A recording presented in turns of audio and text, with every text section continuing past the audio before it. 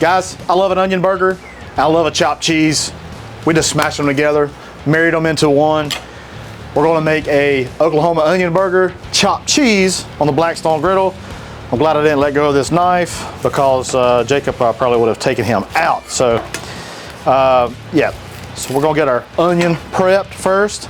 That's really the hardest part of this whole production, is getting the onions right. And I'll be honest with you, you got to be careful in this step, because these darn mandolins, I recommend getting a mandolin, okay? But you know, get one. This one right here, this is actually a Pampered Chef one. It has this nice guard on it, and I'm just scared of those other ones. I'm afraid I'm, you know, just not going to bring some digits back. So yeah, I put it on. It's really fine setting, and that's what you want with an onion burger, is nice thin onions. And here we go. Let's get at it. And I'll tell you one trick, if you got the time, is to take these and run them under some water, some cold water, or preferably if you're able to put some ice cubes in it with it and get them really cold, makes them nice and crispy. But you know, we're outside, we're roughing it, and we're not gonna do that. So we wanna make sure we have ample amounts of really thinly sliced onions. And there we go. It makes short work out of this. And this is gonna make a very nice onion burger. Our griddle, I have it pre-warmed. That is one thing you wanna make sure you have. It's a nice hot griddle. I wanna pump it up to more about a medium heat, maybe up to a medium high heat. And if you look up here on this handy dandy temperature magnet, or this magnet temperature chart for burgers, hamburgers, you know, 400, 425. I would actually maybe in your burners about a medium high. Something a little bit higher might work good. Burger of choice, 80/20 ground chuck, Martin's rolls. These are just hoagie rolls that I like to get. Use whatever rolls you like. The size of your balls, you know, we're going for about a 1/4 pound or so. You could take a 1/4 cup measuring tool if you're not comfortable with just freehanding it like this. I have that calibrated elbow grip, 1/4 pound right there, 1/4 pound all day long. You know, it's not rocket science, y'all. You know, you don't have to be exact. And if they're a little bit bigger, it's actually probably better. So I want to form up, I don't know exactly how much meat I'm going to need. I'm going to make 2 hamburgers here, or 2 chopped cheeses. So really this is kind of Oklahoma, okay? And New York City kind of in one here. Chopped cheese is a kind of a New York City thing where they take 2 hamburger patties and they, you know, put it on a griddle, chop it up, put it into, and with the cheese, chop with the cheese, and you put it into a hoagie. And then the Oklahoma burger, of course, from Oklahoma. And you know, they use the onions as kind of something to help, you know, bring more substance to it, because it was a Depression era food, and it made it go larger, okay? So we're just gonna get some of these balls down. Those are pretty good size ones there. Put 1 and 2 there. 1 and 2 there. And just in case, I wanna put 2 more down there in case we need 3 per. Now, onions. You want a good amount of onions on each one. Just like that.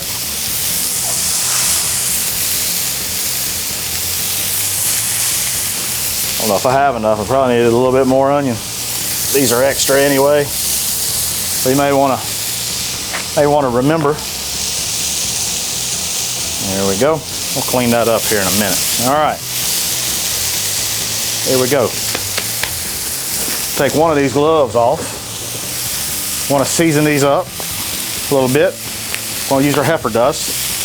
This is our own blend, if you're interested in it, as well as the magnet you've seen. Be a link down below for you. All right. Time to smash these dudes. You can use a smasher. You can use your spatula, however you want. The smasher here kind of makes short work out of it. Just come in, Just smash that down. I like to hold it for a little while, at least 10 seconds. There we go. You want to kind of come off to the side, make those nice edges. As you can see, the griddle top is nice and hot. The onions kind of help with smashing these. You don't need a parchment paper, or I like to flip them. You don't really need parchment paper.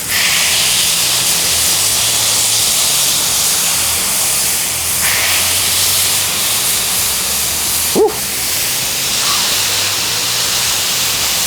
There we go. All right, messed that one up a little bit. So we're just gonna put that right back in place. Bring all these onions together. Man, they're caramelizing nicely. That's beautiful. We'll get our rolls ready. And what I mean by ready is, well, they need a little bit of mayonnaise, all right? From my understanding, this is not what you're supposed to do with a chopped cheese or an Oklahoma burger. But you know what, that's kind of what I do. I want to toast it up a little bit. I like to get it warm. Put a little bit of that mayonnaise on it. You can use butter as well. No judgment zone here. No judgment. All right. I just want that warmed up just a little bit. Let's see what our patties be looking like. What you doing, Patty? And whoo, yeah.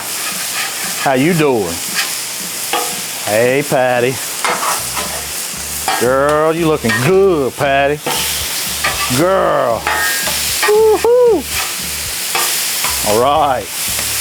Now, let's see what our roll's looking like. Shoo-wee, look at that right there. Look at that. We're gonna put just a little bit more mayonnaise on there because the other's toasted already. All right, we want to make sure we got mayonnaise. All right, all right. American cheese, gotta have American cheese. The best there is. All right, now, this is the chopped element. And we're just gonna come in and take your spatula and get at it like the thing owes you money. I'm talking about money. Hey, you owe me money, sucker. Just like that right there. You owe me money, sucker. Woo! There we go. Boy, that's gonna be good. That's gonna be good right there.